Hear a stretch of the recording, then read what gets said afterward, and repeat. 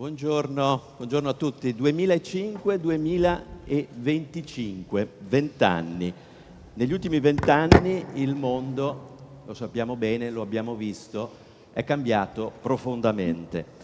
Una crisi economica globale, una pandemia che ci ha costretti a fermarci, riflettere, in molte occasioni anche a cambiare, una guerra nel cuore dell'Europa, di cui non conosciamo ancora quale sarà la fine, il caos politico e sociale negli Stati Uniti che ha scosso la stessa idea di democrazia occidentale. E poi ancora l'intelligenza artificiale che sta trasformando il lavoro, i saperi, che ci ha in qualche modo agevolato, ma sulla quale ci stiamo ponendo anche molte domande. E poi ancora i social media che da strumenti di connessione si sono trasformati anche in spazi di sfogo, di reazione e anche molto spesso di semplificazione, questo anche nella vita pubblica. E anche il Nord-Est è cambiato. Il Nord-Est raccontato da Giorgio Lago in tutta la sua brillante attività di giornalista. Un Nord-Est che ha corso, che ha innovato, che in qualche caso si è inginocchiato, che poi magari si è ripreso e ha ricominciato a correre. Ecco, in questo tempo veloce, in questi 20 anni, io stesso mi sono posto la domanda: se ci fosse stato Giorgio Lago, come avrebbe raccontato questi fatti, questi eventi? E quella di Lago sarebbe stata sicuramente una voce preziosa, una bussola in questa grande confusione che stiamo vivendo. Perché quella di Lago era una voce che riusciva ad andare in profondità, riusciva a dare senso a molte cose, ad unire cronaca e cultura, radici e futuro. Lago infatti non si fermava alla superficialità delle cose, Lago andava in profondità e guardava all'essere più che all'apparire, che è un po' quello che è stato il tema dell'edizione del premio di quest'anno. Lago cercava l'essenza, Lago cercava l'identità delle cose, l'etica delle cose. Essere o apparire? Questa è la domanda che ci si pone. È una domanda che è attuale oggi probabilmente più che mai, perché raccontare non è soltanto mostrare, ma scegliere come guardare il mondo e dare anche valore a tutto ciò che conta, quello che conta davvero. Anche nella sfera pubblica, troppo spesso, l'apparire prevale sull'agire. Ma la concretezza, lo sappiamo bene, lo sappiamo tutti, soprattutto in questa terra del Nord-Est. Lago raccontava di essere un facchino che spostava le cose alla ricerca dei fatti. Dicevo appunto, la concretezza non si misura con le immagini, ma si costruisce con il pensiero, il lavoro e la coerenza. Claudia Vigato, anche quest'anno, la mia compagna di viaggio, che presto diventerà mamma. Un applauso. Buongiorno Domenico, buongiorno a tutti voi, benvenuti a questa edizione 2025 del premio giornalistico Giorgio Lago Juniores, Nuovi talenti del giornalismo. Un premio nato nel 2012, inizialmente affiancando lo storico premio Giorgio Lago che ha insignito tanti nomi, firme importanti del giornalismo nazionale italiano, e poi è andato a sostituirlo proprio per concentrare l'attenzione, come sarebbe piaciuto rivolto a Giorgio Lago sui giovani e offrire loro dei momenti di riflessione, occasioni per cimentarsi in quella che è una professione, ma che innanzitutto per loro che sono ancora sui banchi di scuola deve essere una passione, un interesse. Come ogni anno partecipare a questo premio prevede l'iscrizione ad un concorso con un testo che deve essere massimo di 3.000 battute. Il titolo lo ha ben introdotto Domenico, un tema probabilmente che i nostri giovani hanno trovato anche familiare, essendo loro nati nell'era dei social media. Gli elaborati dovevano essere presentati entro il 28 febbraio, anche quest'anno un ottimo riscontro, 25 le scuole che hanno partecipato con 68 elaborati complessivi provenienti da 5 province venete e 3 friulane. Lo ricordiamo infatti, questo premio è rivolto agli studenti dell'ultimo anno di tutti gli istituti superiori del Veneto e del Friuli Venezia Giulia. Abbiamo cominciato quindi con questa immagine, con questo ricordo di Giorgio Lago nel ventennale dalla sua prematura scomparsa. Un giornalista pulito, come lo descriveva Zanzotto, una delle tante restituzioni che ci rimangono di questo grande giornalista, e noi vogliamo anche ricordarlo attraverso un contributo video che ora vediamo insieme.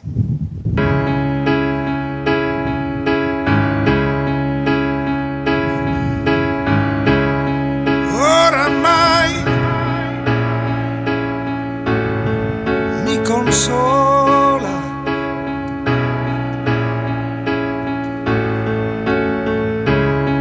oramai mi sorvola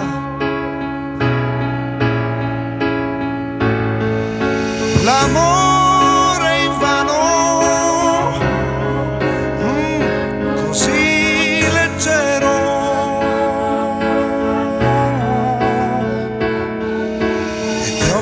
Baci dal cielo, leggeri come fiori di melo, gocce di mercurio dal cielo.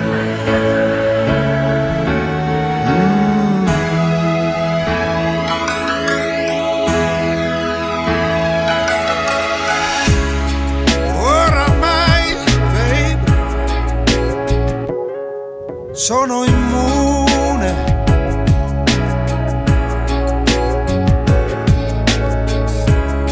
oramai è come un fiume, l'amore invano, così leggero. Io sono Nancy e ho partecipato al premio Giorgio Lago Juniores nel 2022, arrivando prima. Sono Anna Zironna, vincitrice del premio Giorgio Lago Juniores 2023. Io sono Caterina e ho partecipato al premio Giorgio Lago Juniores nel 2024, dove ho vinto il primo posto. Per chi come me qualche anno fa ha pensato che fosse giusto istituire un premio che ricordasse Giorgio Lago, vedere la sua evoluzione nel corso di questi anni è motivo di grande soddisfazione. È sicuramente una grande capacità di visione della Fondazione Amici di Giorgio Lago che ha trasformato questo premio in qualcosa di sempre più importante e che anche in questa edizione avrà la capacità di comprendere con il tema che è stato individuato. E abbiamo visto qualche immagine anche. Abbiamo visto un po' di storia e un po' di Certo. presente. E anche degli incontri che vengono fatti nelle scuole grazie proprio all'associazione Amici di Giorgio Lago e che sono ripresi con la scorsa edizione dopo quel momento di stop che c'era stato. Abbiamo visto soprattutto immagini della vita pubblica di Giorgio Lago, ma sappiamo c'è per tutti noi anche la dimensione privata, quella della famiglia, che ha visto altrettanto un grandissimo uomo, un grande padre, il cui ricordo viene portato avanti dai figli Francesco e Paolo, e adesso il saluto di benvenuto ce lo dà proprio Francesco Chiavacci Lago, che invito qui con noi.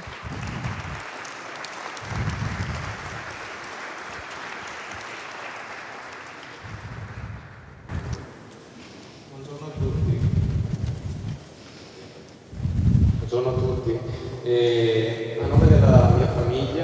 e del direttivo dell'Associazione Amici di Giorgio Lago. Vi do il benvenuto in questo bellissimo posto, questa nuova location, perché negli ultimi anni siamo sempre stati ospiti nel comune di Treviso, che ringrazio moltissimo, perché da 4 anni siamo qui a Treviso. Siamo sempre stati ospiti, dicevo, del teatro comunale. Quest'anno ci siamo spostati in questa location che secondo noi è ancora più adatta allo spirito di questo premio. In questa giornata non dimentichiamo che comunque è dedicata a voi ragazzi, a voi vincitori di quest'anno, a voi vincitori anche delle passate edizioni. Come avete visto probabilmente nel look and feel dei nostri materiali, le istituzioni, le collaborazioni di tutti quelli che partecipano all'organizzazione di questo premio sono tantissime, per cui mi scuso ma non posso citarli tutti. Io ringrazio il Comune di Treviso nella persona della dottoressa De Gregorio, che ci appoggiano veramente molto in questo progetto, che è un progetto faticoso, perché molti pensano che il premio Giorgio Lago si risolva nel concorso e nella giornata odierna, ma in realtà non è così, perché questo è un premio che comincia il 1° ottobre, quindi noi dal 1° ottobre a fine febbraio giriamo per le scuole con i giornalisti che fanno parte della nostra giuria, che ringrazio, anche l'ordine dei giornalisti. Sono 12 giornalisti, i direttori delle più importanti testate del nord-est, che partecipano e che ci danno la disponibilità a accompagnarci delle scuole e a trovare i ragazzi. Pensate che da quando il Covid ce lo consente, perché i primi 3 anni siamo stati bloccati dal Covid, abbiamo incontrato più di 1500 ragazzi delle scuole. Quindi quest'anno hanno, come diranno poi nello specifico dopo, hanno partecipato ragazzi di 27 scuole, e quindi veramente c'è un giro importante di studenti e studentesse che leggono gli articoli di Giorgio Lago e che si possono anche ispirare ai suoi valori e che leggono i loro articoli. La cosa più bella di questo premio, che si intitola appunto Nuovi talenti del giornalismo, è che, come vedremo dopo, i nuovi talenti del giornalismo stanno crescendo nel nome di Giorgio Lago, e dopo ne incontrerete alcuni. Io ho detto quasi tutto, non voglio rubare spazio agli altri ospiti, perché abbiamo un programma veramente molto molto denso, per cui lascio la parola a chi mi segue. Grazie a tutti e grazie anche a Domenico Basso e Claudia, che ormai da anni ci accompagnano in questa premiazione. Buona giornata. Grazie. Allora, Francesco Lago ha ricordato come il Comune di Treviso da qualche anno ospiti questa importante manifestazione, quindi chiamo sul palco per il Comune di Treviso l'assessore alla cultura Maria Teresa De Gregorio. Signora.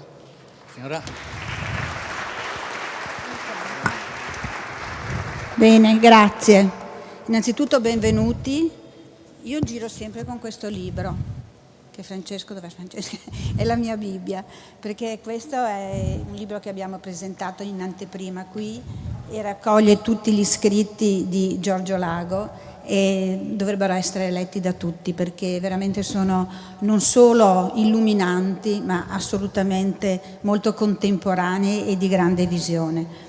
Allora, io innanzitutto porto il saluto dell'amministrazione comunale, del sindaco Mario Conte, e mi fa molto piacere che Francesco abbia sottolineato come oggi ritrovarsi qui sia stato sicuramente un cambiamento rispetto a quello che in questi ultimi anni era, diciamo, consueto, il fatto di trovarci tutti al Teatro Comunale, ma qui ha una dimensione più intima. Noi come Comune qui teniamo quelle che sono le manifestazioni che riteniamo che debbano avere anche un raccoglimento particolare, perché questa, voi sapete, è il nostro auditorium, l'auditorium di Santa Caterina, che è stato restituito sono stati ricollocati gli affreschi di Tommaso da Modena nell'abside, e quindi c'è una visione veramente molto interessante di tutta la navata. E anzi, a chi volesse alla fine della nostra manifestazione poter fare un piccolo giro accompagnato dal nostro conservatore del museo, volentieri possiamo offrire questa opportunità. Io saluto le autorità che molto gentilmente hanno voluto essere qui, il questore Simone, l'assessore regionale Calzavara, il presidente della provincia di Treviso Marcon e il presidente del consiglio comunale di Jesolo Pavanetto. Allora, io in questo anno mi sono particolarmente affezionata ed avvicinata a Giorgio Lago. Già conoscevo, diciamo così, le sue idee, le sue visioni, ma frequentando le iniziative che in occasione del 20° anniversario della sua morte abbiamo insieme condiviso, devo dire la verità che ho approfondito anche quella che è la sua conoscenza, e la presentazione di questo libro ha dato a chi era presente la possibilità di conoscere un Giorgio Lago un po' a 360 gradi, sicuramente come giornalista, come direttore, perché ricordiamo gli aneddoti, no, di Francesco Iori che ha raccontato quando lavoravano insieme, e anche come uomo di pensiero, di grande pensiero e di grande attualità. Ecco, quindi noi come Comune di Treviso continuiamo assolutamente ad essere vicini, ringraziamo il lavoro che Francesco insieme alla sua famiglia conduce, perché il lavoro di ricerca per fare questo libro è stato abbastanza faticoso, perché Francesco raccontava come suo padre poco conservasse degli scritti, e quindi è stato fatto proprio un lavoro di ricerca d'archivio che ha dato un frutto veramente molto interessante anche dal punto di vista speculativo. 2 parole sul premio che io ritengo essere molto molto importante, perché dà la possibilità ai giovani anche di scoprire quelle che possono essere dei talenti, delle loro, diciamo, anche propensioni che magari non sanno da avere. Quindi è un'operazione molto intelligente, interessante a favore dei giovani, e quindi io auguro a tutti voi di riuscire a trovare la vostra strada, come già altri vostri colleghi lo hanno fatto negli anni passati. Quindi grazie ancora, e per chi volesse poi c'è la possibilità di fare questo piccolo giro. Buona giornata. Grazie, assessore. Ed ora invitiamo con noi, sempre per un breve saluto di indirizzo, il questore di Treviso, Alessandra Simone.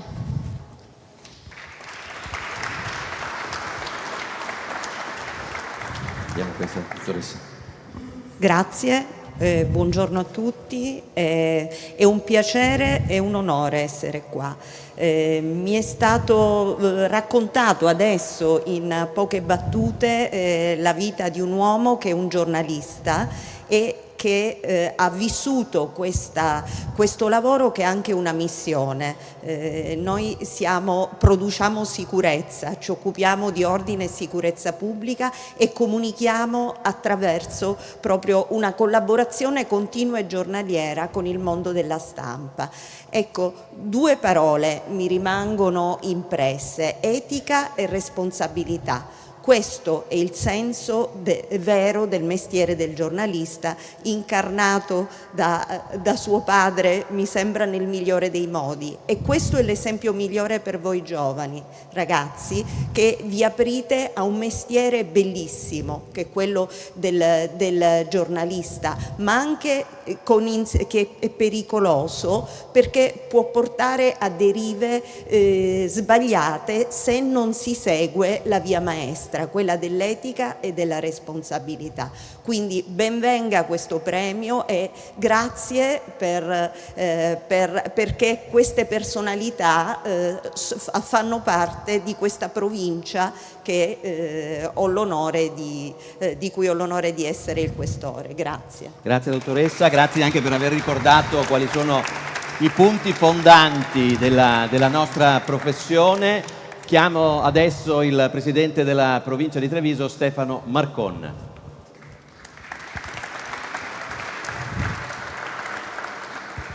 Grazie direttore. mi associo ai saluti di chi mi ha preceduto e consentitemi di allargarne uno alla signora Erminia, oltre che ai fratelli Chiavazzi Lago.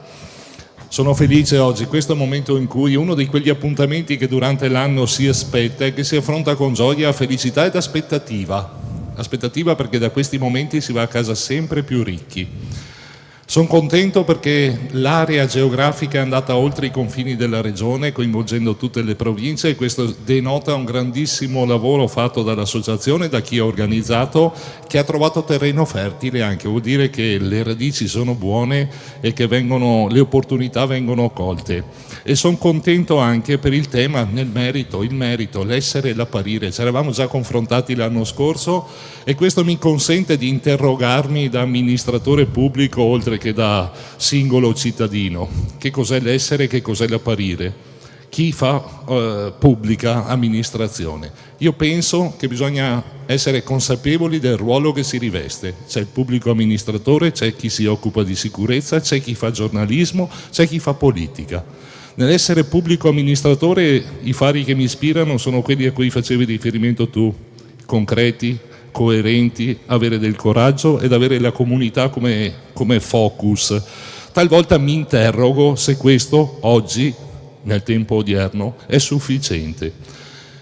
Non lo so, lo vedremo, che cosa ci diranno i posteri. Io dico sempre a coloro che mi accompagnano in questa avventura che ci giudicheranno per quel che facciamo, non per quello che diciamo. Talvolta oggi sembra, questa convinzione qualche volta vacilla perché la comunicazione è veloce e talvolta non è accompagnata da fondamenti di verità, però continua ad essere uno dei punti di riferimento nei ruoli che rivesto e spero che questo possa essere anche un faro per coloro che mi succederanno, perché è importante avere consapevolezza dei ruoli. Attendo veramente con ansia di conoscere i risultati, perché veramente la differenza tra l'essere e l'apparire, sono sicuro che la stragrande maggioranza propende per l'essere, capire che cosa ne pensano i giovani oggi, perché è un tema che ci aiuterà anche a far bene il nostro ruolo. Che sia una buona giornata per tutti voi, grazie. Grazie Presidente. E dopo il Comune e la Provincia abbiamo qui rappresentata oggi anche la nostra Regione del Veneto con l'assessore Francesco Calzavara, che quindi invito per un saluto.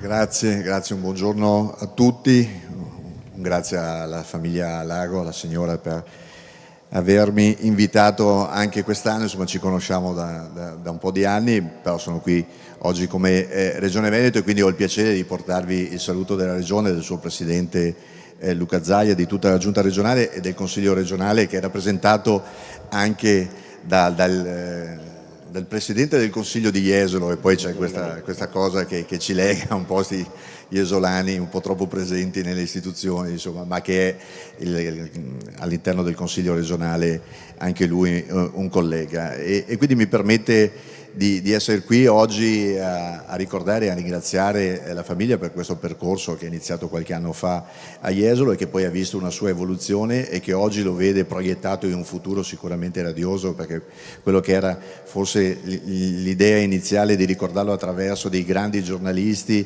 probabilmente andava un po' a finire. Invece questa idea di vederlo proiettato verso i futuri giornalisti gli dà un grande spazio di crescita, e vediamo questo premio ogni anno aumentare in termini di ragazzi coinvolti e di ritorno poi, perché poi questi ragazzi effettivamente hanno la capacità, oltre che di scrivere, di trovare delle professioni, di trovare la forza poi di iniziare un percorso all'interno del mondo giornalistico, dei giornali, così come abbiamo visto nelle precedenti edizioni.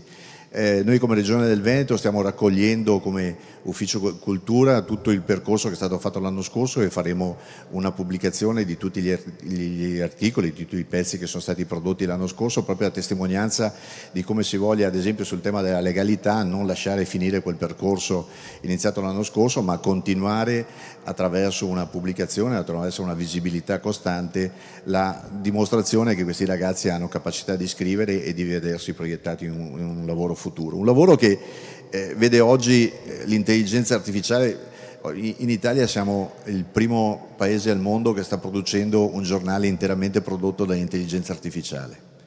è un esperimento che durerà un mese e che è, come dire, il test per capire quale sarà il futuro del giornalismo, no? Quanto giornalismo potrà essere prodotto dalle macchine e quanto futuro giornalismo dovrà essere invece continuamente prodotto dalle persone, da chi avrà ancora la curiosità di fare questo tipo di mestiere, che credo sia l'elemento fondante del giornalismo, la curiosità di andare in cerca delle notizie, di cercare di interpretarle e di poterle scrivere in maniera responsabile. In alcuni casi, insomma, anche il giornalismo non sempre è un giornalismo responsabile. In alcuni casi la ricerca dello scoop a tutti i costi rischia di andare a compromettere anche la credibilità di questo lavoro. Però crediamo che sia un lavoro che sia assolutamente necessario e che continui a garantire anche quel rapporto tra pubblico e privato, tra la responsabilità del pubblico nel momento in cui amministra una cosa pubblica, di avere comunque come lo chiamano, il cane da caccia, che deve comunque far sì che il pubblico che amministra in un periodo abbia la consapevolezza di non poter fare tutto quello che vuole, ma deve avere sempre qualcuno che lo controlli. E qui, e concludo, vado un po' a quello che è il tema di quest'anno, l'essere e l'apparire. Io ormai ho quasi 30 anni di esperienza nella politica, insomma, ho iniziato forse troppo giovane, insomma. Però la sensazione che ho è che l'essere nel medio periodo, se resisti, è quello che ti dà garanzia che le persone ti riconoscano poi in futuro. L'apparire rischia di essere un elemento di grande visibilità immediata, ma nel medio periodo poi la gente va al vedo. Se dimostri di essere vero, e l'essere in qualche modo ha questa capacità di darti questo tipo di messaggio verso l'esterno, le persone ti riconoscono e credo che credano in te, e che quindi l'essere diventi l'elemento di maggiore garanzia tra quello che tu, nel momento in cui rappresenti un'istituzione, cerchi di dare in termini di risposte, e quelli che i tuoi cittadini, quella che comunque è la comunità che rappresenti, devi cercare di dialogare con loro. Quindi sono anch'io curioso di capire un po' come sarà invece in questo momento di TikToker, dove rischia che alcuni politici, per prendere qualche voto in più, debbano fare qualche balletto su TikTok. Io fortunatamente ancora riesco a non avere TikTok, quindi resisto e confido che in futuro la politica possa ritornare a utilizzare quegli strumenti di garanzia che giornalisti come Giorgio Lago, ma giornalisti come quelli che abbiamo attualmente in tutta la carta stampata, ci permettono quotidianamente di confrontarci ed avere un'informazione corretta. Grazie a tutti e buon lavoro. Grazie Assessore. Prima di venire al primo momento della giornata che Claudia presenterà, volevo soltanto chiusare un aspetto relativo a quello che diceva l'assessore Calzavara sulla intelligenza artificiale, che sicuramente è uno strumento, può essere uno strumento molto utile, che noi dobbiamo usare senza farci usare dall'intelligenza artificiale. Io sono sempre legato a quel mantra che dice il nostro mestiere è di raccontare i problemi attraverso i fatti e i fatti attraverso le persone. Ecco, soltanto l'approccio diretto, il vis-à-vis con l'interlocutore ci può far raccontare veramente una storia, cosa che a questo l'intelligenza artificiale non riuscirà mai ad arrivare. Lo abbiamo visto, lo abbiamo sentito, è un tema questo che invita ciascuno di noi a condividere la propria idea, perché ci tocca tutti siamo alle prese con questo dilemma, essere, apparire, quanto esporsi. E questa occasione della cerimonia di premiazione, così come anche gli altri anni, vuole offrire, vuole arricchire tutti coloro che partecipano anche attraverso degli ulteriori spunti di riflessione che vogliamo dare proprio qui, condividere insieme attraverso le voci di chi può darci una sfumatura che può inquadrare il tema che trattiamo da un punto di vista professionale, in questo caso scientifico. Allora invitiamo con noi Alberta Xodo, che è una psicologa, psicoterapeuta che lavora principalmente nell'ambito della tutela dei minori e in progetti specificamente dedicati all'adolescenza. Inoltre so che nella sua carriera la dottoressa Xodo ha lavorato anche nelle scuole, si è occupata di sportello ascolto, che gli studenti che sono qui sicuramente conosceranno come iniziativa molto importante, offre la possibilità di confrontarsi, di avere delle sedute gratuite proprio all'interno degli istituti con uno psicologo, e quindi conosce bene anche le problematiche degli studenti, il vissuto di chi lavora e frequenta la scuola. Non sarà sola, vero Domenico, ma dialogherà. Con lui lo chiamo subito, Roberto Papetti, direttore del Gazzettino. Roberto, se non sbaglio, dal 2006, no? Direttore dal 2006. Sì, però queste sono ormai date che è meglio non ricordare. Prego. Buongiorno a tutti. Buongiorno.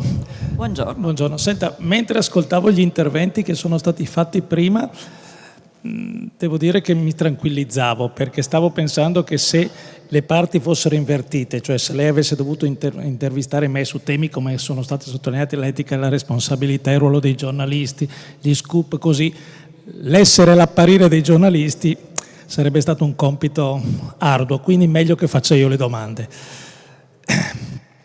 Essere e apparire è stato il filo rosso degli incontri che sono stati fatti nelle scuole, e anche il tema dell'articolo che hanno dovuto scrivere i ragazzi che hanno partecipato al premio. Normalmente però quando si affronta questo tema e si parla soprattutto alle giovani generazioni, l'atteggiamento è un po' quello del sermone, del predicozzo, un atteggiamento quasi pregiudiziale nei confronti dei social. Ecco, è l'unica chiave di lettura, o non è invece, bisognerebbe forse invertire l'approccio anche nel dialogo con i giovani rispetto a questi strumenti, che certo servono ad apparire, ma possono anche essere uno strumento dell'essere, o sbaglio? Assolutamente d'accordo. Allora, io di mestiere faccio la psicologa, quindi la mia priorità è provare a vedere le cose da un altro punto di vista e aiutare le persone a trovare altri significati, trovare altre chiavi di lettura. In questo le immagini aiutano tantissimo. Noi come psicologi, come clinici, lavoriamo tantissimo attraverso il linguaggio, lavoriamo tantissimo anche attraverso le immagini e quello che le immagini possono proporre, stimolare a livello emotivo. Ora, ragazze e ragazzi hanno una dimestichezza con le immagini che per me è sorprendente, ma è sorprendente in modo estremamente positivo. Noi siamo abbastanza convinte, ma in modo ingenuo, come giustamente lei stava sottolineando, che questo aver preso il sopravvento delle immagini sia in realtà qualcosa da combattere, che allontana le persone dall'essere, da un essere autentico. In realtà quello che possiamo notare anche attraverso TikTok, anche attraverso Instagram, è che ragazze e ragazzi utilizzano in modo molto competente le immagini, molto più di quanto noi possiamo immaginare. Ad esempio, parlo da psicologa, è ovvio che io sono interessata principalmente al benessere, alla salute mentale, anche a una cultura del benessere e della lotta allo stigma. E ragazze e ragazzi utilizzano TikTok, Instagram, i social network anche per raccontare la loro esperienza, per raccontarla anche a noi adulti da un altro punto di vista. Per dire, io insegno un po' all'università, ho un piccolo, lavoro un poco con un'università, e quando aiuto i miei studenti a fare ricerca su dei temi specifici, mi capita spesso di dire: prova ad ascoltare come questa specifica questione viene raccontata da ragazze e ragazzi tramite TikTok. Vediamo che cosa sta girando tra di loro, vediamo come se la stanno raccontando, e molto spesso attraverso le immagini, attraverso le loro emozioni, ci danno una chiave di lettura molto originale e che è controintuitiva. Quindi io sono assolutamente d'accordo quando dico che dobbiamo andare oltre i predicozzi totalmente, e dobbiamo anzi metterci in ascolto, che poi è quello che ragazze e ragazzi ci stanno chiedendo, di metterci in ascolto del loro punto di vista e interagire con loro, dicendo anche che noi abbiamo un altro punto di vista, che non per forza è migliore, è un punto di vista diverso ed è un punto di vista che può essere negoziato in un rapporto reciproco. Senta, giusto quello che lei dice, nel senso che bisogna dialogare, non salire in cattedra e impartire lezioni.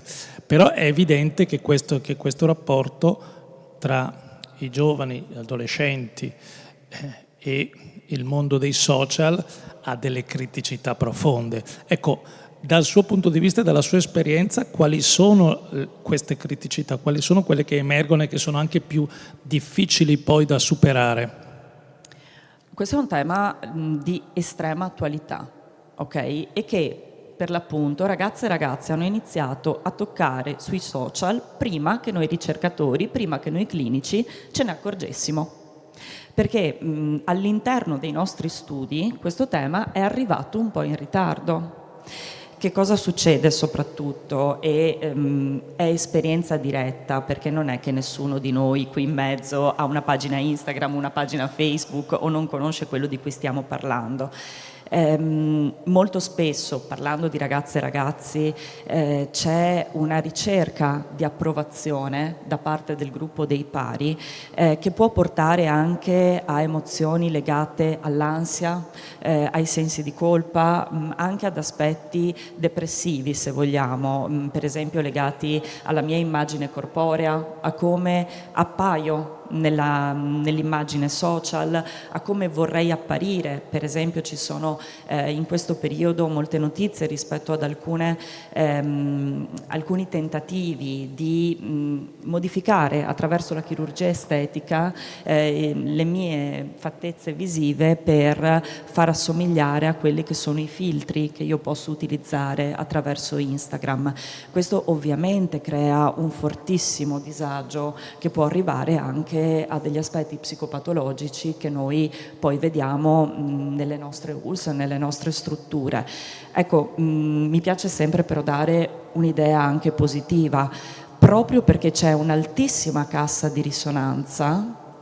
Ragazze e ragazzi possono anche dare un messaggio positivo, un messaggio controintuitivo, che è quello di dire esistono anche persone che attraverso i social raccontano le loro fragilità, raccontano che si può fallire, per esempio, immagino ad alcune atlete che lo stanno facendo e che raccontano di come anche personaggi che noi tendiamo a idealizzare, tendiamo a voler imitare, siano persone che hanno delle emozioni, siano persone che possono trovare degli ostacoli nella loro vita.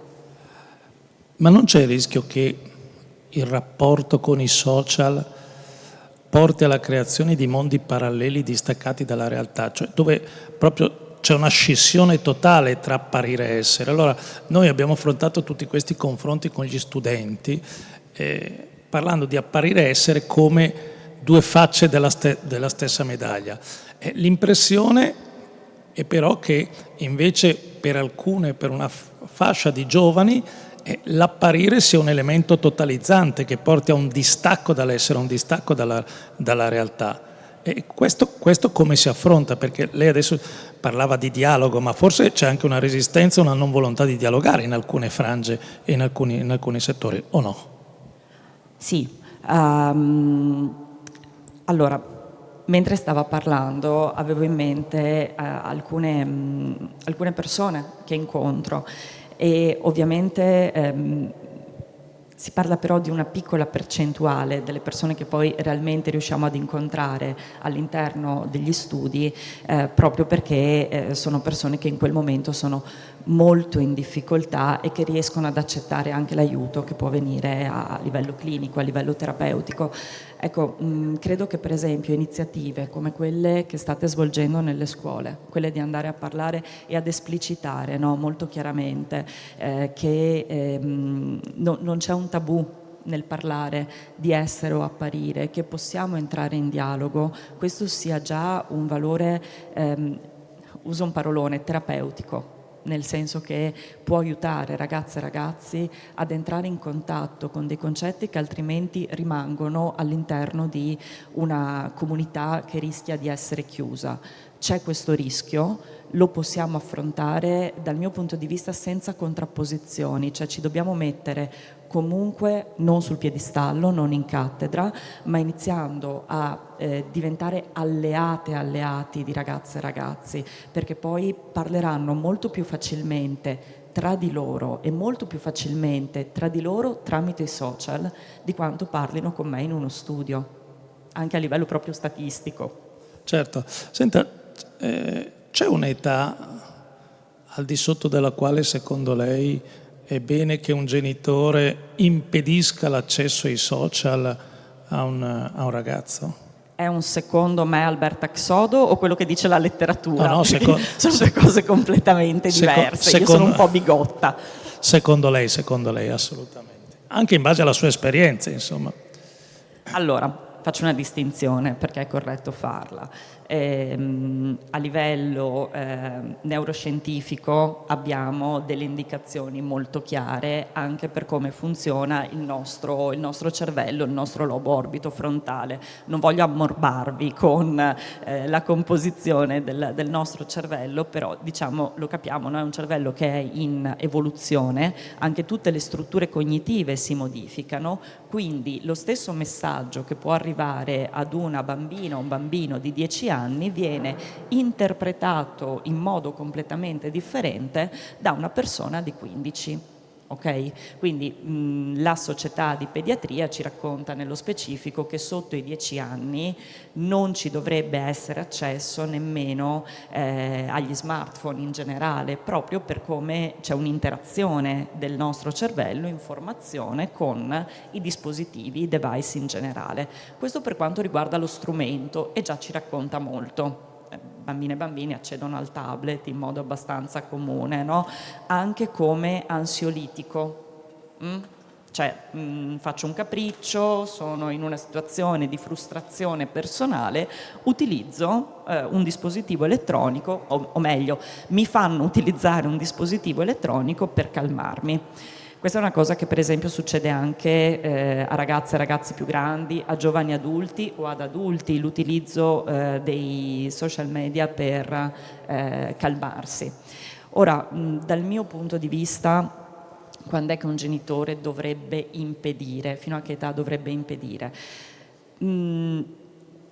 Se chiedete il parere di Alberta Xodo nello specifico, io credo che che le medie siano un momento, l'età della scuola media sia un momento in cui si può iniziare ad interagire con il proprio figlio in modo consapevole rispetto ai messaggi che appaiono su internet o appunto sulle piattaforme in generale.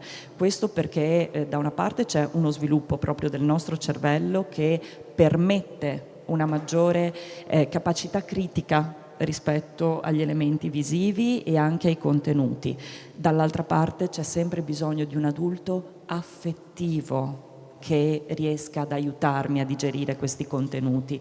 Non è semplicemente un aspetto cognitivo, ti spiego quello che c'è scritto, ma proprio perché parliamo di immagini soprattutto oggi, alcune immagini possono suscitare emozioni talmente forti da poter diciamo scuotere, non voglio dire traumatizzare, però da poter scuotere una persona, o ci possono essere dei contenuti particolarmente implicanti.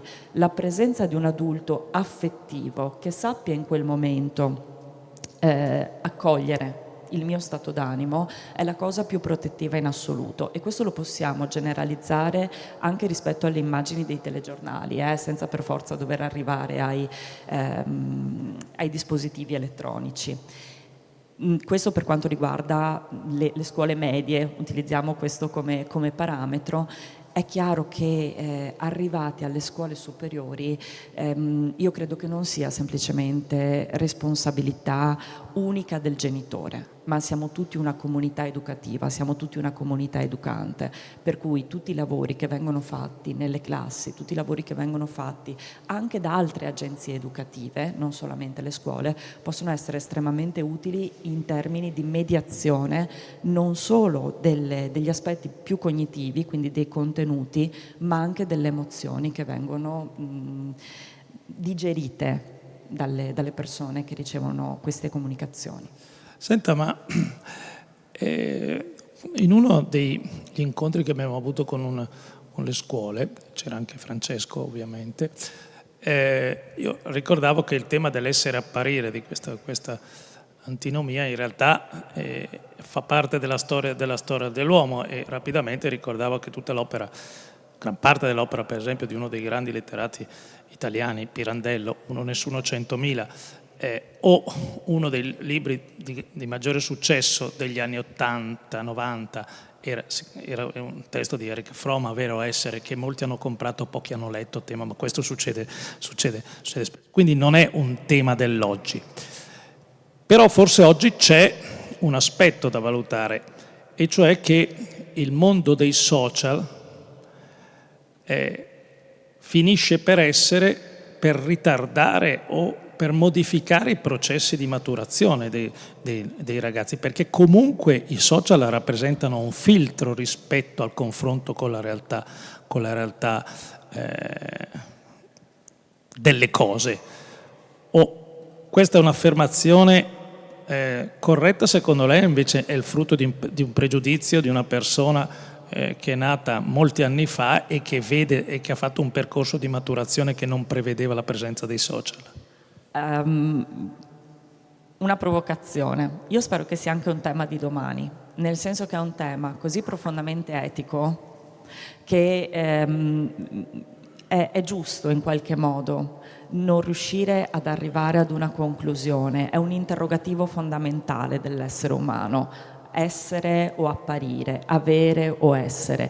E in tanti momenti della nostra vita, se noi facessimo un gioco, no? E ascoltassimo la nostra biografia individuale, ci renderemmo conto che ci sono stati tanti momenti nella nostra storia individuale in cui è stato prevalente il nostro apparire, è stato prevalente il nostro essere, e quindi non è una domanda risolta o risolvibile né a livello universale né a livello individuale, e in questo ci racconta la ricchezza, no, di questa domanda, non avendo una risposta.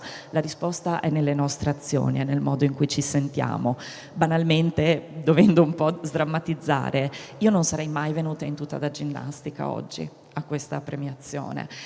No, neanche io, però. Certo, no, nel senso però che il modo in cui noi questa mattina abbiamo pensato a come avremmo voluto apparire, no? All'interno di questa giornata, ci racconta il senso anche che noi diamo a questa giornata. Cioè, mi avrebbero presa forse sul serio se io fossi venuta in scarpe da ginnastica e in jeans?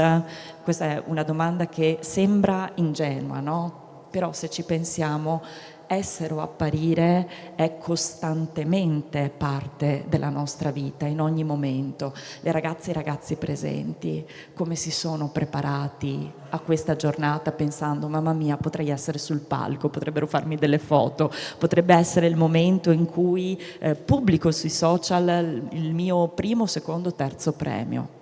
Allora, mi piace pensare che sia una domanda in divenire e che la risposta a questa domanda sia collettiva. Tutti quanti noi possiamo dirci: no, la cosa più importante è l'essere, è più importante essere che apparire. Sì, lo sappiamo tutti, però in quali azioni questo si concretizza? E non è solo un'azione individuale, l'azione è anche, dal mio punto di vista, che appunto io parlo solo da un punto di vista psicologico, che è quello che faccio, anche il modo in cui noi guardiamo gli altri aiuta a dare questo tipo di risposta collettiva e universale. Il modo in cui noi giudichiamo le persone per quello che sono o per come appaiono è un modo in cui noi entriamo in contatto con una domanda esistenziale fortissima. Quando lei mi dice: ma non è che ritardiamo questo passaggio con i social? sempre volendo rigirarla in positivo. Frida Kahlo, attraverso le immagini, ha raccontato della sua sofferenza d'amore e della sua sofferenza fisica. Allora immaginiamo che nel mondo esiste una Frida Kahlo che sta raccontando la sua esperienza di dolore, non attraverso magari la sua arte pittorica, ma attraverso degli scritti, attraverso un frame su Instagram, attraverso qualcosa che racconti di sé. E non sarà magari una gigantesca Frida Kahlo, ma è una persona che si sta mettendo a disposizione, che sta mettendo la sua anima a disposizione della collettività. Senta, la conversazione, abbiamo quasi utilizzato tutto il tempo che avevamo a disposizione. Le faccio un'ultima domanda. Quando finisce l'adolescenza? O meglio, oggi l'adolescenza si prolunga ulteriormente o invece nulla è cambiato da questo punto di vista? Allora, sempre a livello di letteratura, ci diciamo che insomma siamo intorno ai 24 anni. Non ci sono solo delle ragioni psicologiche, ci sono anche delle ragioni economiche. È cambiato il mercato del lavoro, è cambiata la società, il nostro modo anche di fare famiglia, quindi ci sono delle ragioni che portano anche a questo, delle ragioni sociali intendo. Mi piace pensare però che l'adolescenza sia l'età del cambiamento, ha questa potenzialità enorme, no? È tutto un'emozione, tutto un tumulto, tutta anche una sregolatezza, se vogliamo, che può essere estremamente creativa e estremamente positiva. Allora proviamo a pensare che sarebbe bello dirci che un po' di adolescenza rimane sempre, un po' di curiosità, un po' di spinta al cambiamento, al divenire e possibilità di sognare sempre di essere qualcosa di migliore. Va bene, con questo messaggio direi che ringraziamo la professoressa e grazie. Grazie. Grazie a lei. Grazie. Dopo, sì. Ringraziamo i nostri ospiti che ci hanno offerto questo spaccato sempre molto interessante sul tema dell'essere e dell'apparire. E adesso sull'essere, ma sull'essere giornalisti, si apre la seconda fase di questa giornata per una breve conversazione con coloro che vogliono realmente essere dei giornalisti. Allora chiamo sul palco Matteo Cunial, Nancy Galdi, Beatrice Zabotti e Anna Ziron, che con noi e con voi condivideranno quello che è stato fino a questo momento il loro percorso giornalistico. Credo sia un momento particolarmente interessante proprio per i nostri protagonisti, ovvero i giovani. Come veri protagonisti seduti in un vero talk. Allora gli diamo un microfono, ce ne sono due. Anche due che si possono poi passare a seconda di chi prenderà la parola. Allora, brevemente, in sintesi, cominciamo da qui. Che hai fatto tu fino a questo momento? Allora, io sono Anna Ziron, ho partecipato al premio Giorgio Lago Juniores del 2023 e mi sono classificata al primo posto. Il tema era la guerra e le sue forme. Ho portato un articolo che parlava delle diverse guerre che si stavano affrontando in quel periodo e che purtroppo sono ancora in corso d'opera anche al giorno d'oggi. Grazie al premio Giorgio Lago è stato un po' un trampolino di lancio. Ora scrivo articoli in generale su manifestazioni sportive, cultura ed eventi. Ecco, allora tu quando hai partecipato, magari sognavi di fare l'inviata di guerra, no? Di poter essere sui campi dove in realtà è stato anche una strada che avevo valutato, voleva essere magari anche quello un mio possibile interesse. Poi per adesso in realtà però sai sono che ancora nella provincia. Si deve cominciare dal basso e quindi ho iniziato a seguire qualche manifestazione. Esatto, sì, per il Gazzettino di Padova, appunto, questa è la testata per cui collaboro al giorno d'oggi. Il direttore è una tua collaboratrice, quindi monitoriamola. Senti anche una cosa, vediamo. in sintesi, quindi quanti mesi è che collabori col Gazzettino? Allora, io collaboro col Gazzettino da febbraio dell'anno scorso. Febbraio dell'anno scorso, quindi Esatto. un anno più o meno. Esatto, più o meno un anno, sì, esattamente. Allora, fammi un titolo di questo anno da giornalista, aspirante. Oddio. Mamma mia, che domanda difficile. Un titolo, dai.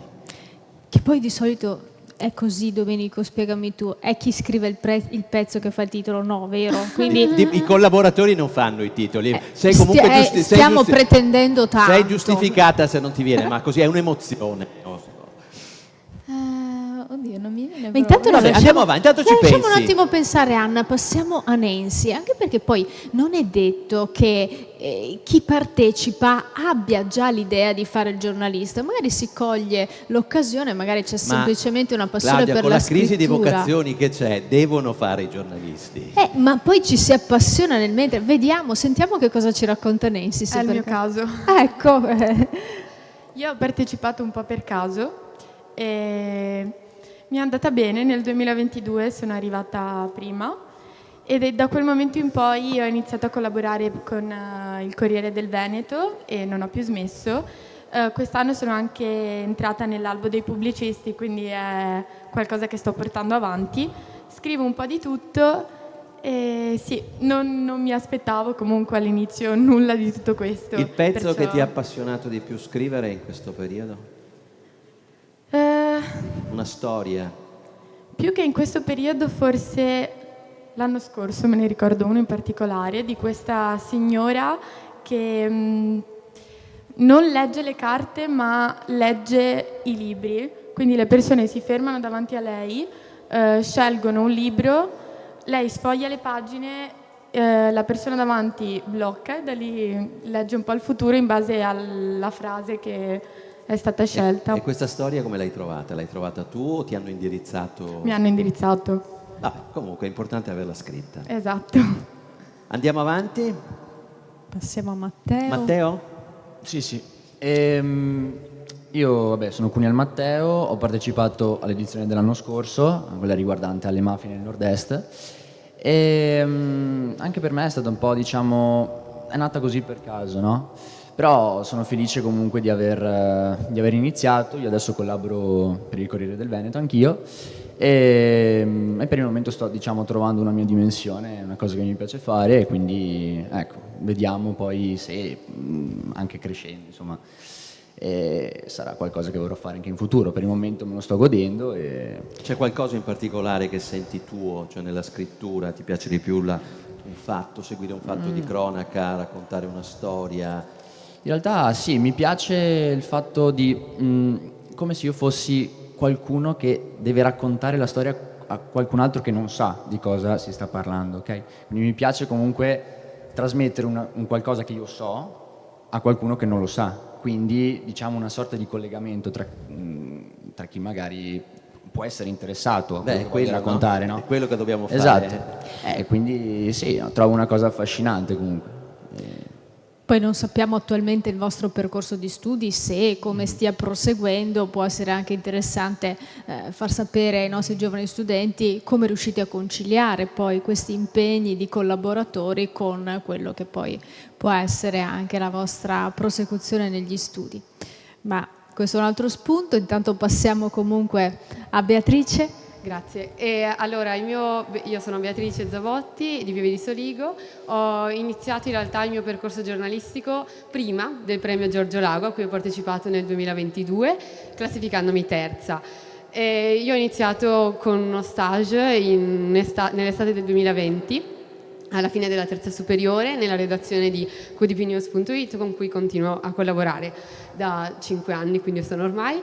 Era un mestiere che in qualche modo mi era sempre passato accanto, ma che poi non avevo mai, sperimentato dal vivo, e lì è stato un po' un innamoramento subito a questo a questo tipo di lavoro che continua ad appassionarmi tanto. Nel 2022 appunto ho partecipato al Premio Lago, continuando poi, insomma, ero ancora a scuola, ma per quello che potevo comunque scrivevo un po' della vita amministrativa, sociale, culturale del territorio, in particolare della provincia di Treviso. E appunto nel 2022 ho partecipato al premio Giorgio Lago e ora sto concludendo la mia laurea triennale in lettere all'Università Ca' Foscari di Venezia. E nel 2023, quindi esattamente un anno dopo il premio Giorgio Lago, mi sono iscritta all'albo dei pubblicisti dell'Ordine dei giornalisti del Veneto e è un orgoglio anche sapere che, insomma, dopo questo tipo di questo premio e comunque, insomma, poter portare avanti questa attività da giovani e testimoniare un po' le giovani generazioni anche in questo appassionante mestiere. Il pezzo che ti è piaciuto di più raccontare, scrivere in questo periodo, qual è stato? Allora, a fine estate ho raccontato di un'esperienza di giovani. È bello, ecco, poter, come dire, raccontare delle storie di speranza che riguardano le giovani generazioni. Era un gruppo di volontari che come dire, fanno parte dell'operazione Mato Grosso e che nel territorio si erano distinti, ecco, per i lavori che producevano, ecco, all'interno delle comunità, e erano stati particolarmente apprezzati e, come dire, testimoniavano una storia di prossimità e di generosità, di autenticità, parlando poi di essere apparire, ecco, come dire, portavano una storia dell'essere al 100%. Bene, Claudia, se hai qualche altra domanda tu? Se no, li ringraziamo per essere stati qui con noi. Mi è venuto in mente... Ti è venuto il Abbiamo titolo? Abbiamo il titolo. Allora, pensavo scrivere di vite, perché comunque parlo di tante vite, di tanti eventi, comunque di tante storie diverse.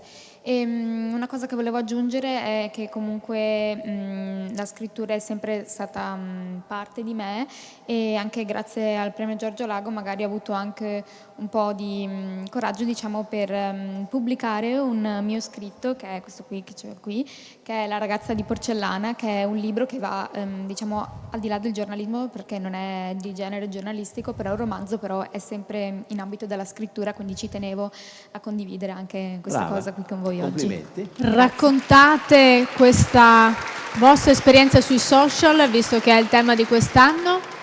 Raccontate questo vostro essere collaboratori, aspiranti giornalisti sui social? Sì? No? Avete profili privati, solo pubblici? Allora, nel mio caso è un profilo privato, però ci tengo comunque a raccontare parzialmente, insomma, di quello che faccio. Posso aggiungere che nei mesi scorsi ho fatto un tirocinio al Parlamento Europeo di Bruxelles, sempre nell'ambito della comunicazione, e è bello, come dire, sapere e raccontare anche dal mondo interno delle istituzioni ciò che succede, per rendere poi consapevoli i nostri follower, i nostri amici e le persone che comunque ci stanno accanto di quello che succede. Penso che sia un modo importante, ecco, per comunicare. Ci sono tanti modi di usare i social, certo, e ci sono anche questi molto utili e consapevoli. Bene, grazie ragazzi, in bocca al lupo. Grazie. Mi raccomando, consumate le scarpe, Grazie.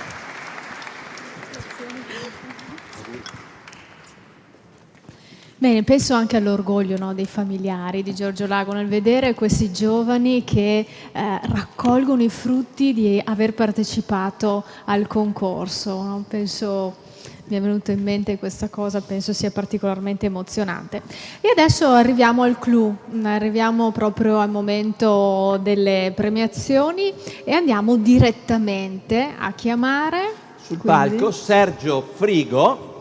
Eccolo qua, il nostro Sergio, che a nome della giuria spiega gli elementi che hanno portato alla scelta. Ben ritrovato, Sergio. Grazie. Due parole sulla partecipazione, è già stato detto quasi tutto, 68 partecipanti e da 25 scuole, 8 province, di cui 5 del Veneto e 3 del Friuli.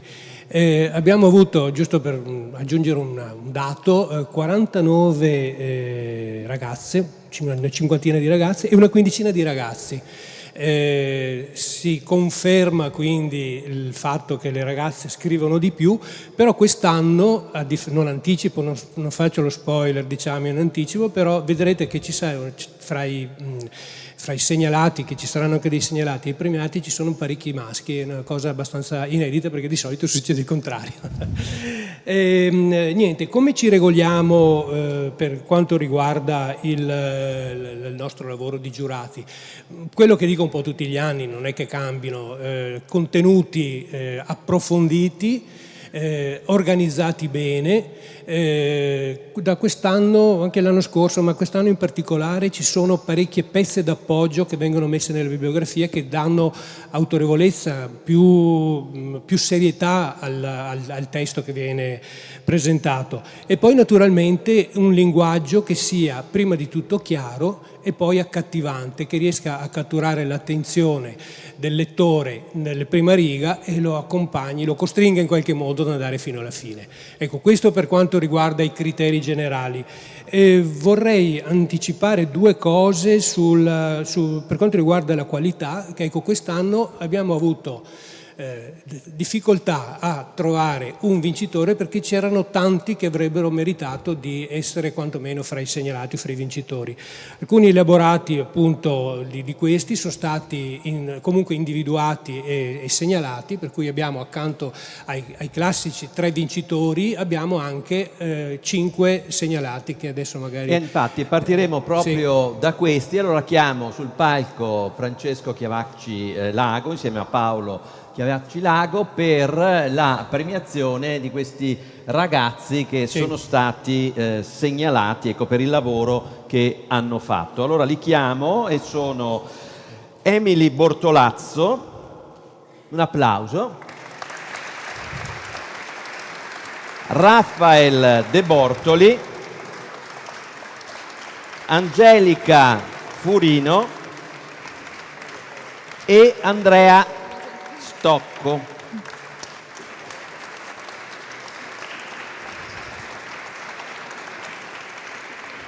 Tra i segnalati e quindi premiati ci sarebbe anche Elisa Fornasiere, che non può essere presente oggi per motivi personali. Ecco, io segnalo un'altra cosa. Mi piace segnalare le appartenenze alle rispettive scuole. Abbiamo Emily e Raffaele, sono entrambi dell'Istituto Filippin di Pove del Grappa, Angelica Furino, Liceo Leonardo da Vinci, scusi? Pieve del Grappa. Scusate. Angelica Furino, Liceo Leonardo da Vinci, Andrea Stocco del Liceo Giorgione, Elisa Fornasiere invece viene da Gorizia, il Liceo Classico Primoz Trubar. Visto che ci sono, dico 2 parole su cosa abbiamo riscontrato all'interno dei temi. Ecco, abbiamo rilevato una notevole consapevolezza innanzitutto da parte dei ragazzi nell'affrontare i temi del narcisismo e poi il loro rapporto con i social, in particolare l'impatto che i social hanno sulla vita quotidiana, con molta attenzione alle ricadute che può avere una frequentazione eccessiva o senza filtri di questi strumenti, ricadute sulla loro autostima e quindi anche sulla loro qualità di vita. Non c'è però una demonizzazione di questi strumenti o un timore verso di essi, semmai l'impressione di avere di fronte dei ragazzi piuttosto attrezzati per questo confronto, una preparazione che è probabilmente frutto di un confronto in classe a cui speriamo come premio di aver contribuito. L'unico rilievo, ecco, mi sento di segnalare, abbiamo riscontrato alcuni temi che non rispettavano la lunghezza delle 3.000 battute, e questa è una cosa che nel giornalismo è tutt'altro che secondaria, perché se non si rispettano le misure concordate con il caporedattore si costringono poi i colleghi che fanno fanno i titoli e che fanno l'impaginazione a intervenire, accorciare o allungare, e questo in un momento in cui magari c'è velocità, c'è bisogno di velocità di realizzazione, questo diventa un problema. Quindi questi temi sono stati penalizzati nelle nostre scelte. Ecco, mi pare di aver detto un po' tutto, e poi ecco, leggeremo le motivazioni. Procedere con la consegna del premio. Sì. E in occasione del ventennale dalla prematura scomparsa di Giorgio Lago, lo ricordiamo, venuto il 13 marzo 2005, quest'anno è uscito, edito da Ronzani Editore, il volume Giorgio Lago, il mio Veneto e altri scritti, che è stato curato da Francesco Chiavacci Lago e dal collega che senza dubbio era il più affine a Giorgio Lago, ovvero Francesco Iori. Un libro molto interessante che insomma faceva piacere consegnare a tutti i segnalati. Foto di rito per questi segnalati, che magari poi potranno anche diventare dei premiati. Menzionati, degni di menzione. Ottimo, allora vi ringraziamo, complimenti, continuate a cimentarvi. Teniamo sul palco Francesco, Paolo e Sergio, accomodatevi. E adesso si fa sul serio. Adesso andiamo a proclamare i 3 vincitori, cominciando come sempre dal terzo classificato. Appartiene al liceo artistico statale Bruno Munari, quinta D. Il suo nome è Davide Rossi.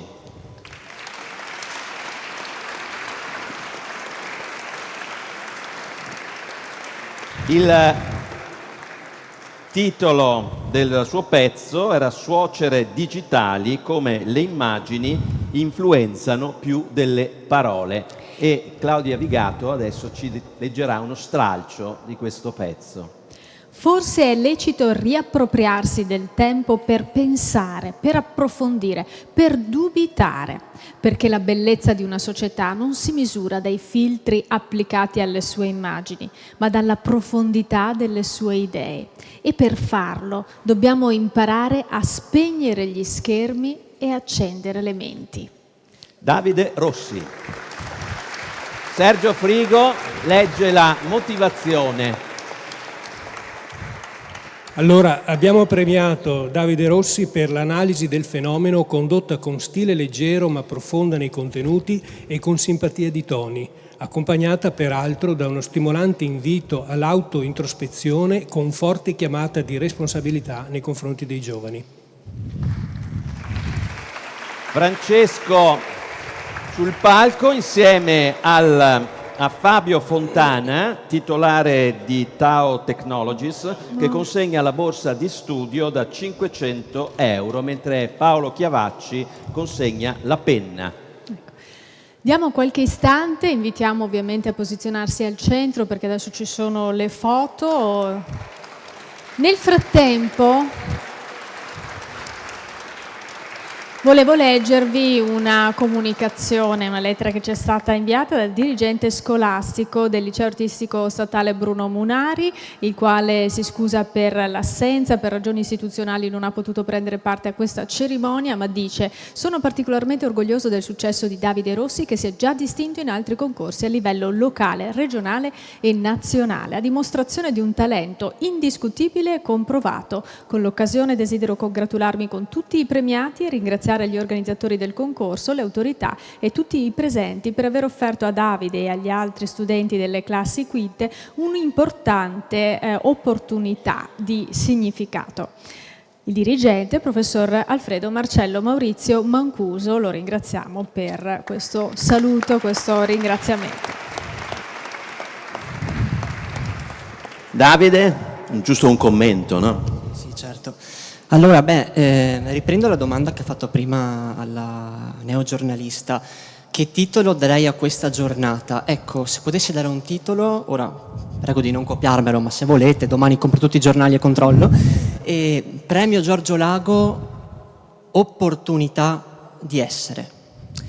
Opportunità perché confrontandomi con questo concorso ho avuto la possibilità di scoprire la figura di suo padre, Giorgio Lago, e io ho scoperto in lui la figura di un uomo, ho abbattuto lo stereotipo del giornalista impiccione, che qualche volta tende a guardare i fatti di cronaca o i fatti altrui dall'alto verso il basso.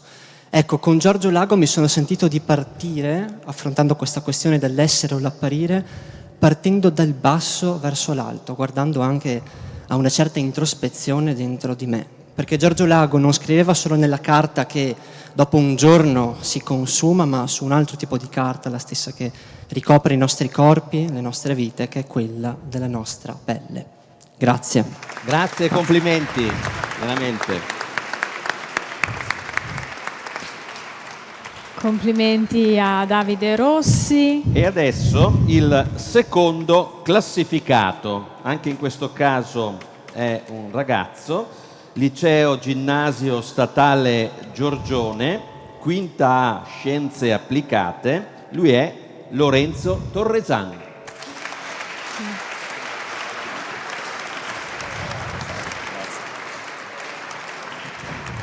Claudia.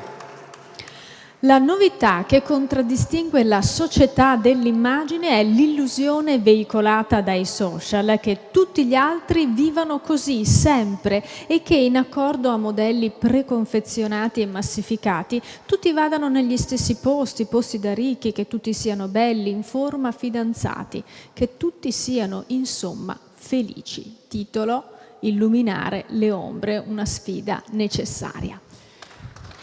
La motivazione, Sergio? Allora, abbiamo premiato Lorenzo Torresan per la grande consapevolezza, la padronanza di un linguaggio molto evoluto e la capacità di articolare contenuti molto maturi, anche se con un tono spigliato e accattivante. Apprezzabile la capacità di individuare aspetti positivi nel fenomeno, uno stimolo costruttivo. Per il premio chiamo Renato Barbisan della Banca Prealpi di San Biagio, direttore della filiale di Treviso, che consegna la borsa di studio da 750 euro e poi Francesco consegna la penna. Ecco, questi premi che vengono assegnati ai 3 classificati rispecchiano la vocazione formativa dell'associazione e del premio stesso, come sarebbe piaciuto a Giorgio Lago, dare un aiuto per consentire la prosecuzione, sostenere la prosecuzione degli studi poi universitari, quindi 500 euro al terzo, 750 euro adesso al secondo, mentre sul podio troviamo il contributo di 1000 euro. Le motivazioni, Sergio? Ah, già lette, scusa, stavo andando avanti.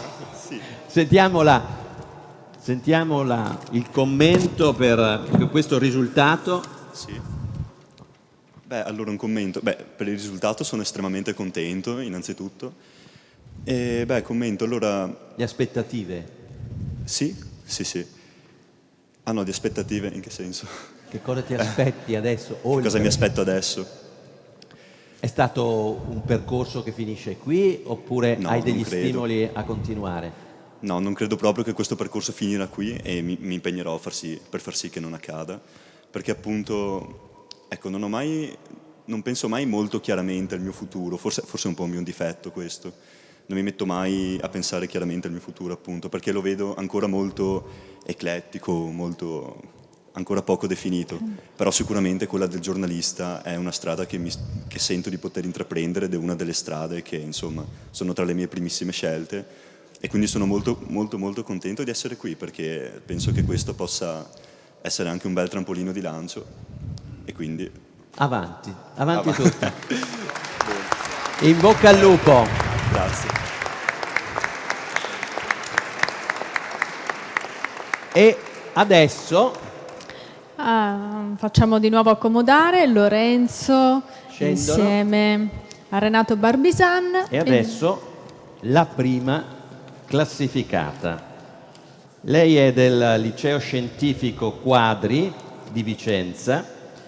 Il pezzo aveva come titolo Le apparenze che soffocano l'autenticità. Lei è Caterina Zanella.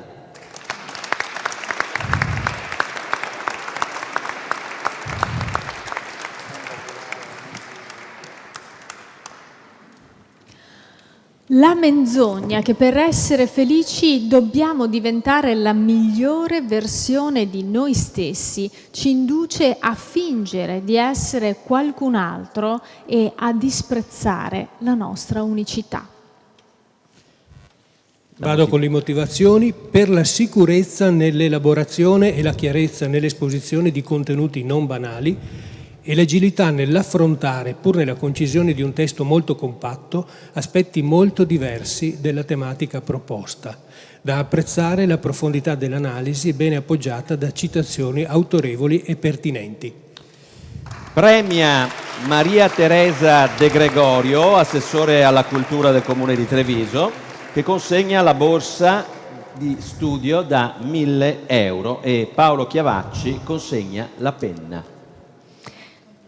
E proprio con l'arrivo dell'assessore abbiamo anche qualche scolaresca, mi sembra di capire, che sta facendo il suo ingresso all'interno di questo luogo. Li salutiamo con piacere e cogliamo di nuovo l'occasione, come lo ha fatto prima l'assessore, per invitarvi a godere anche della bellezza del posto in cui ci troviamo, l'auditorium di Santa Caterina. Intanto diamo il tempo per fare le foto, che fa parte di questo complesso conventuale, uno dei tanti gioielli storico-architettonici della città di Treviso, che tra l'altro risale anche a diverse epoche storiche. Abbiamo un avamposto all'ingresso del tardo Rinascimento, poi 2 chiostri molto belli, ne avete attraversato uno per arrivare qui, questo corpo che in origine nasce come chiesa, oggi appunto è un centro per convegni, incontri. Caterina, tocca a te.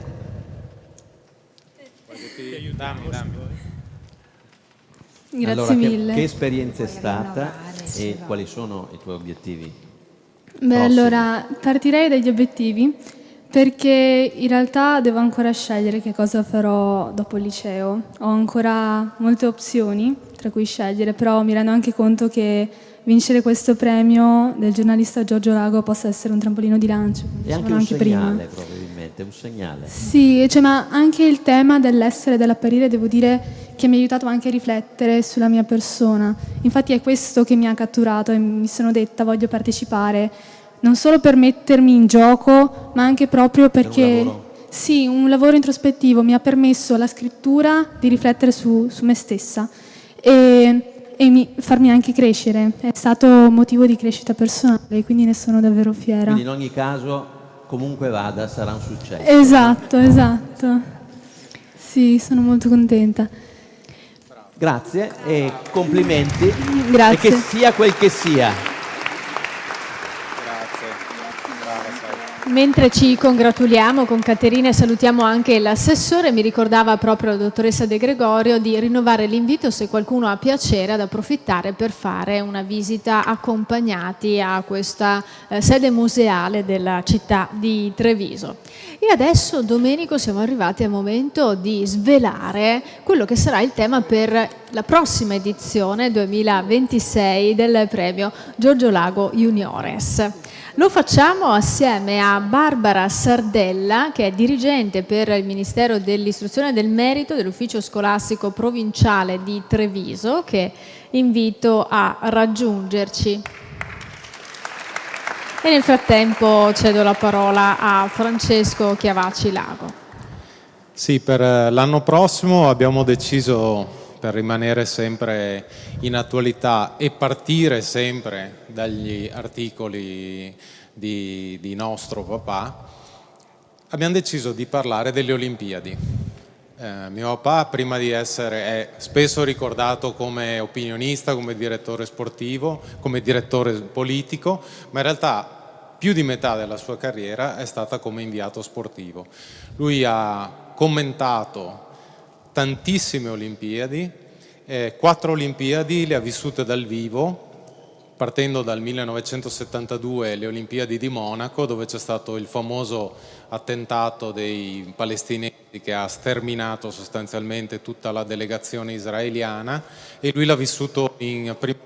Tra l'altro lui ci ricordava questo aneddoto, che siccome lui soffriva di insonnia, quella notte le prime notizie erano state che l'assalto delle teste di cuoio della polizia erano riuscite a liberare gli ostaggi, invece non è stato così. Lui non riusciva ad andare a dormire, per cui continuava a rimanere in giro per la sala stampa, e è stato tra i primi a sapere che invece l'assalto era fallito e che sostanzialmente erano morti tutti. Questo per dire che lui veniva inviato dal giornale come giornalista sportivo, ma poi quando era lì commentava anche la situazione politica, come ha fatto poi per la Coppa Davis nel Cile di Pinochet, e poi ha fatto nell'80 a Mosca, che era la Mosca di Brezhnev, con il boicottaggio di tutto il blocco occidentale. Per cui anche queste Olimpiadi, adesso Sergio ci dirà nello specifico come abbiamo voluto declinare il tema, visto che abbiamo le Olimpiadi invernali ospiti qui tra Milano e Cortina, abbiamo pensato che non si poteva non affrontare questo tema partendo dai suoi articoli. E il coinvolgimento dell'ufficio scolastico regionale è assolutamente necessario, perché i primi 3 anni purtroppo le lezioni nelle scuole sono state, come dicevo prima, bloccate dal Covid, però adesso negli ultimi 2 anni vediamo che le scuole ci chiedono sempre di più di andare a parlare con loro, per cui dobbiamo assolutamente con l'ufficio scolastico regionale cominciare una collaborazione per tutto quello che è la prima parte del premio, cioè l'incontro con gli studenti. Prego.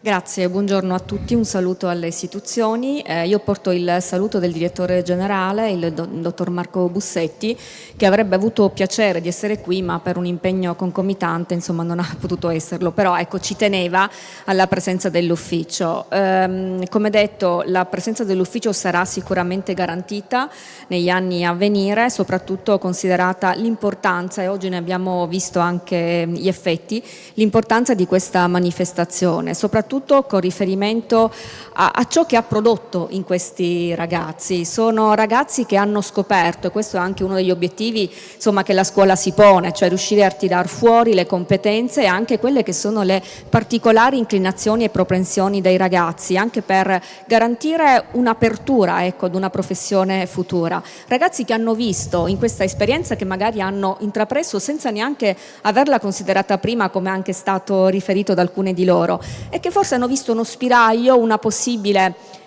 esperienza ecco, lavorativa. Io ricordo ecco, anche Rossi, non ricordo il tuo nome.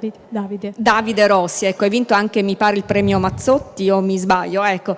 Quindi sono ragazzi che devo dire, sì, quindi va in getta di premi, infatti ricordo, ero anche presente in quella manifestazione, ed è un piacere vedere questi ragazzi e riuscire a far sì che tutti ci rendiamo conto come ragazzi non sono solo quella cattiva gioventù che spesso ecco, leggiamo sui giornali. Oggi si parla di giornalismo e purtroppo ogni giorno insomma leggiamo, anche guardiamo dei telegiornali, queste immagini anche tristi che ci riportano uno spaccato della gioventù che io credo non sia solo quella, anzi la gioventù è anche questa ed è soprattutto questa, per cui mi auguro appunto che il giornalismo si faccia portavoce. Anche poco fa qualcuno ha suggerito anche il titolo, ecco, magari un bel titolo in cui si invita la cittadinanza o comunque chi leggerà i giornali a capire cosa sono i nostri giovani, quanta potenzialità hanno e cosa possono anche portare nelle nostre vite. Per cui ecco, io ringrazio, sicuramente porterò al direttore anche le mie emozioni anche di questa giornata e sono convinta ecco, che ci sarà un futuro di collaborazione importante. Grazie. Grazie mille. Ecco, allora Sergio, se vuoi leggere come voi della giuria avete declinato il tema. Sì, prima volevo prendermi un secondo per un piccolo aneddoto che spero vi farà sorridere. A proposito della dicotomia Giorgio Lago, giornalista sportivo, direttore del Gazzettino. Qualche mese dopo essere diventato direttore, aveva naturalmente smesso di scrivere articoli di sport, però scriveva molto spesso editoriali in prima pagina. E in uno delle sue tappa mattutina, prima di arrivare al giornale, in un bar, viene avvicinato da un signore che lo conosce ovviamente, e gli dice in dialetto: ciao Lago, ma non sito più al Gazzettino che non vedo più i tuoi articoli di sport. Lui scriveva tutti i giorni in prima pagina o quasi, però questo signore evidentemente passava tranquillamente alle pagine sportive e quindi esatto, li leggeva dalla fine, quindi era un racconto che ci aveva fatto lui una mattina. Ecco, per quanto riguarda il tema Olimpiadi, sfida di pace.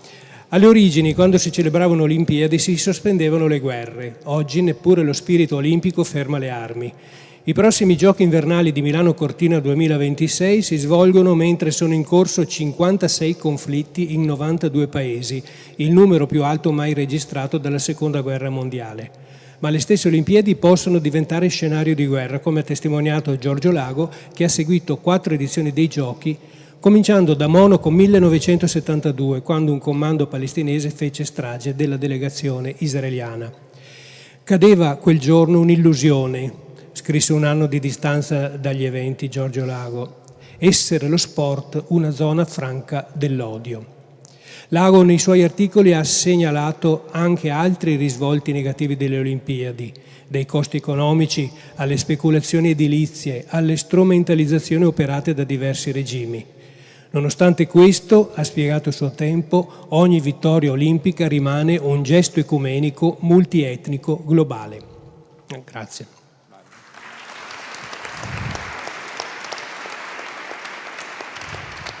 Sì, per cui insomma gli spunti saranno tantissimi e a proposito del libro, che adesso regalerò anche ai 3 vincitori, perché giustamente vi ricordo che stiamo programmando tutta una serie di presentazioni di questo libro, perché quest'anno sono i 20 anni della scomparsa di nostro padre e la prossima sarà il 29 maggio al Teatro Accademico di Castelfranco Veneto.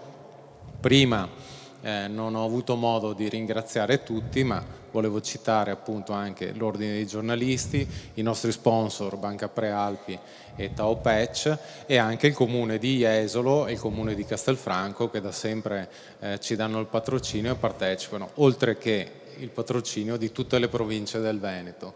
Adesso ci stiamo espandendo anche verso il Friuli, per cui insomma una cosa alla volta, insomma, vediamo che questo premio sta crescendo, siamo molto, molto contenti. A questo punto appuntamento al 2026. Noi comunque apriamo il 1° ottobre, Certo. il bando, e lo faremo sicuramente al Teatro Accademico di Castelfranco, che ormai è diventato un appuntamento fisso. Il primo incontro dell'anno con gli studenti lo facciamo con tutte le quinte del liceo Giorgione, che questa oggi è anche uno dei vincitori, il nostro liceo. Noi non facciamo parte della giuria, per cui non ci sono raccomandazioni. E a questo proposito possiamo anche tornare a parlare di social, perché per rimanere costantemente aggiornati sulle date, per partecipare, lo dico soprattutto poi per chi l'anno prossimo frequenterà la classe quinta, quindi i vincitori tornando possono raccontare di questa loro giornata e invitare anche i futuri studenti dei loro istituti a partecipare. Si può seguire l'associazione Amici di Giorgio Lago sui social, poi c'è anche un sito molto curato che è dedicato, quindi per rimanere sempre aggiornati. A questo proposito ringraziamo anche Alessandra e Ilaria che hanno curato. Bisogna ringraziare Alessandra Gobbo e Ilaria Tonetto, perché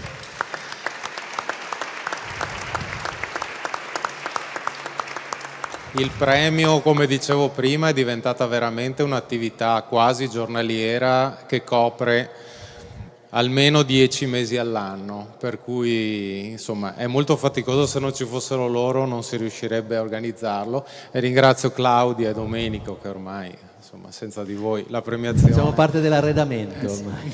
non si fa. E per i ragazzi che hanno vinto e che andranno all'università ricordo che abbiamo anche il patrocinio dell'Università di Padova e la collaborazione con il Centro Studi Regionali Giorgio Lago dell'Università di Padova, per cui se dovesse essere che vi iscrivete all'università avete la possibilità anche di avvicinarvi all'attività del Centro Studi Giorgio Lago. Questi sono momenti che restano e quindi, come sempre, Francesco, la foto di gruppo con i vincitori. Certo, invitiamo di nuovo tutti e tre i primi classificati qui sul palco e lasciamo spazio alle foto, mentre io mi avvicino a Domenico, magari possiamo accomiatare il pubblico. E allora, mentre si scattano queste foto ricordo, noi salutiamo e vi diamo appuntamento al prossimo anno. Arrivederci. Grazie a tutti.